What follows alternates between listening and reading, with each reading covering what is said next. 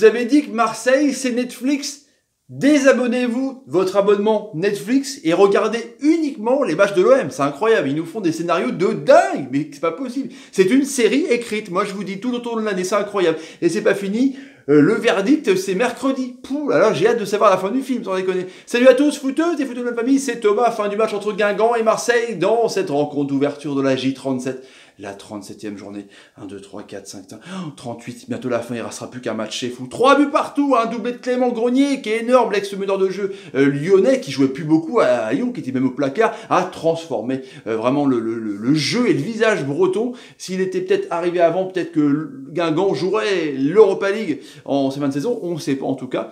Un but de Jimmy Briand qui devient, mine de rien, qui rentre dans l'histoire de Guingamp avec tous ses buts, c'est assez incroyable. Un doublé de Flo Thauvin, bah oui, qui marque son 21 et 22e but, qui conforte sa place de deuxième meilleur buteur derrière Cavani. Ça va être compliqué pour attraper Cavani, qui est à 27 pions, 27-28, donc il faudra qu'il marque un quintuplé contre Amiens, ça va être compliqué. Pour Thauvin qui fait quand même une super saison, qui a fait encore une passe décisive sur un but de Germain, qui marque encore une fois son deuxième but en 2 matchs. Mine de rien, il fait l'intérim, Moundy Mitroglou est absent, Germain reprend son poste de numéro 9, c'était moi, Valère, Casper Germain en premier, donc c'est moi qui marque les buts. Non, franchement, il a été super bon.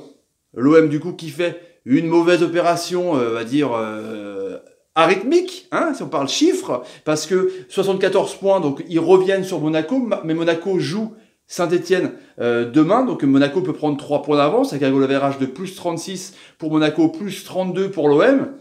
Voilà, ça fait, c'est pas énorme, mais Marseille, s'il tôle Saint-Etienne, ce qui quand même serait quand même bizarre un peu. Saint-Etienne est quand même une équipe solide qui joue en contre, Monaco aussi, donc c'est un peu un match fermé, je pense. Donc Marseille qui perd des points graves, et puis Lyon qui va à Strasbourg à la Méno, et donc qui pourrait carrément prendre le large, hein, ce qui nous a 2 points d'avance, il pourrait prendre 5 points d'avance. Ça ferait quand même assez beaucoup. Voilà, il faudrait prendre 4 points d'avance, excusez-moi, parce qu'ils n'ont plus qu'un point d'avance du coup. Mais du coup, Lyon, on pourrait pas les revoir si Lyon gagne demain contre Strasbourg. Marseille ne pourrait peut-être pas les revoir d'ici la fin. Donc peut-être qu'ils auraient peut-être plus que la 3e place avec Monaco à jouer. Donc c'est compliqué avant que Lyon se tôle. Hein. Tout est écrit parce que Strasbourg joue au maintien aussi. Enfin, en tout cas, réponse au sondage, du coup, bah, vous avez vu juste à mine de rien, parce que vous n'étiez que 48%, donc un peu en dessous de la moitié, à avoir la victoire de l'OM, 26% le nul, donc mine de rien, c'était partagé, on vise plutôt un N2 sur les paris sportifs, et le reste, évidemment, pour la victoire de Guingamp. On a vu un bon match de foot, vraiment un scénario de fou, un sondage à la vidéo qui va peut-être, du coup, faire chier les supporters marseillais, parce qu'ils vont se dire, peut-être qu'on va devoir assumer, en fait, la réponse à ce sondage qu'on va faire. On verra ça à la fin, évidemment. Du coup, un match de dingue. Marseille a pris l'habitude, évidemment, de marquer dans les premières minutes, donc il faut toujours soit être assis à sa télé à l'heure, ne pas avoir clairement fait la vaisselle hors terre, ne pas avoir une oreille ailleurs, ne pas avoir un pote qui t'appelle juste pendant le match, ne pas avoir allumé la télé juste à temps, prévoir ton programme, la bonne chaîne, enfin tu vois, donc, ou le pareil au stade, t'es arrivé au stade, t'es trop tard, tu loupes le but marseillais, ça arrive plein de fois, des débuts de saison, c'est assez incroyable. Du coup, la Flo Thauvin, énorme, encore une passe D, qui va à droite sur une défense guingampaise qui vraiment dormait un petit peu. On aurait dit qui dormait un peu, les amis guingampais, les Sorbon-Carbrat, hein, la défense centrale un peu historique de Guingamp, qui n'ont pas été exempts de tout reproche, c'est le cas de le dire. Du coup, Flo Thauvin qui dribble, un petit compte favorable, il balance un beau centre, et puis Germain, intelligemment, d'une petite tête, qui bat Johansson. La défense, je vous dis, elle était vraiment, elle dormait. Du coup, 1-0. Marseille, tout va bien. Il n'y a pas grand-chose à dire de Guingamp dans les 20 premières minutes. C'était vraiment incroyable. Du coup, Ocampos, le capitaine de l'OM, qui fait un espèce de, pareil, qui passe un peu tous les défenseurs en revue. Il y a un peu de chance contre-favorable aussi. Et il fait un bon centre pour l'ami Flo Thauvin, qui la marque encore de la tête, de l'arrière de la tête. Alors lui, il avait marqué de la joue. Ensuite, il avait marqué de la tête. Pour un mec qui était pas bon de la tête, pourtant, franchement, sans déconner, 21e but de Thauvin à ce moment-là. 2-0, Marseille gère. Marseille reprend sa place sur le podium. Tout va bien. Ça joue bien au ballon. Il n'y a pas Payet, ça se voit quand même. C'est Zambo, Lopez, le petit Lopez qui a été transparent. Franchement, ça a été son pire match. Soit il n'était pas dedans, soit pas motivé, sur la tête ailleurs, parce que c'est un jeune joueur. Il a été nul. Sur lequel il s'est fait bouffer par Dido, par Do. C'était pas terrible, sans déconner. Du coup, on a vu Sanson en rôle de numéro 10 dans un triangle un peu défensif. Sanson, c'est pas trop un pourvoyeur de ballon, hein, mais Payet, quand il est pas là, en tout cas, on voit Marseille vraiment moins bien. Du coup, 2-0. Il n'y a eu pas grand chose, à part donc cette mise à mal de la défense centrale un peu bizarre. Donc Saka était revenu d'un peu de blessure. On voyait que c'était pas trop sa tasse de thé là, sans déconner, il n'était pas encore dedans le japonais. On voit qu'il a aussi la tête à la Coupe du Monde peut-être, on sait pas. En tout cas, Camara Sertic c'était pas oufissime. C'était vraiment, tu te dis, c'est les fonds de tiroir quand même, sans déconner. Camara c'est bien, mais Sertic, pourquoi avoir pris ce mec là de Bordeaux, je me demande. En tout cas, il fait l'intérim. À ma vie, qui a fait un bon parti sur son côté. Du coup, Marcus Thuram, qui a été bon contre Paris Saint-Germain, il a commencé à faire son feu follet, foutre la merde, des belles frappes. Il y avait que lui qu'on voyait en première mi-temps.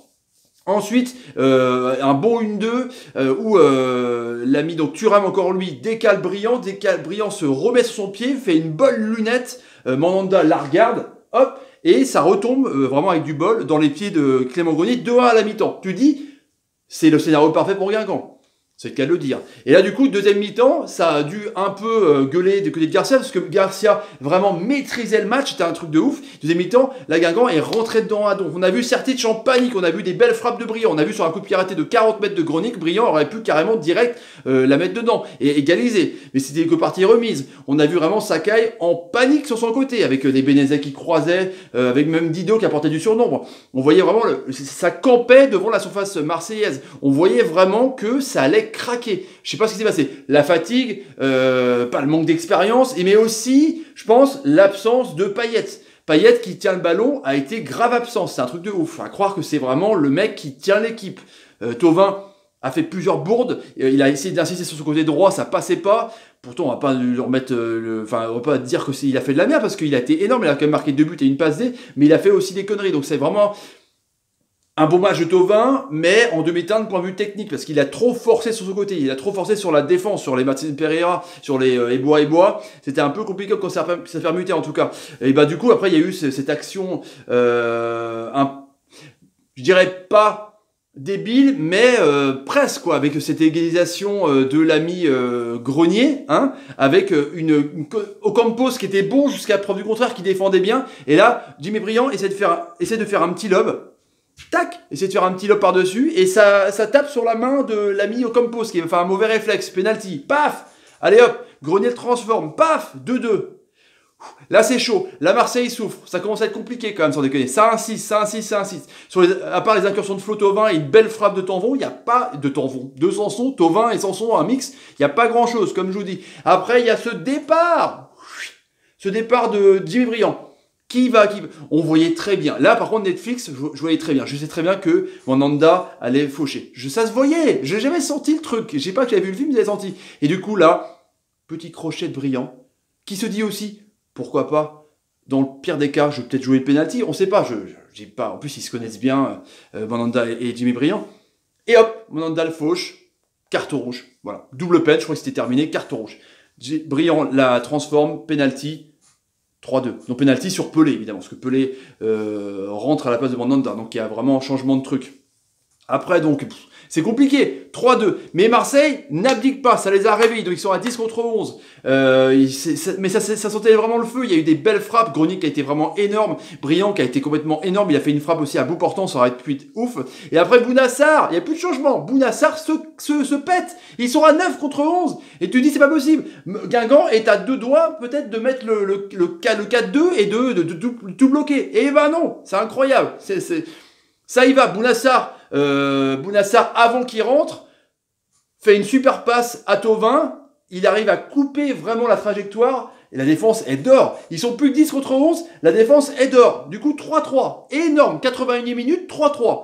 Tu dis, c'est un truc de ouf, Marseille sauve les points. Et ben Marseille a continué à 10 contre 11, et comme je vous disais, Sarr se pète, ils sont à 9 contre 11, et Marseille a quand même continué. C'est un truc de ouf, avec encore Thauvin, qui a insisté, et là Thauvin, à la fin, il a une balle de match. Il y a NG qui était rentré, du coup, NG, il est tout seul devant Johansson, Et il va s'enfermer, il fait une frappe en troisième, au-dessus du but, quoi, transformation. Il a foiré la feuille de match, là il aurait pu vraiment tuer. Et après il y a eu un beau coup franc aussi de Guingamp, et une belle tête de Carbrat, mais voilà, c'est un bon point pour Marseille au vu de la physionomie, parce qu'ils ont se trouvé à 9 contre 11, mais c'est un mauvais point, ce qui menait 2-0. Voilà, c'est le coaching, pourquoi pas Payet, sans déconner. Enfin, je veux bien que tu veux le garder pour mercredi, mais Lopez a été nul.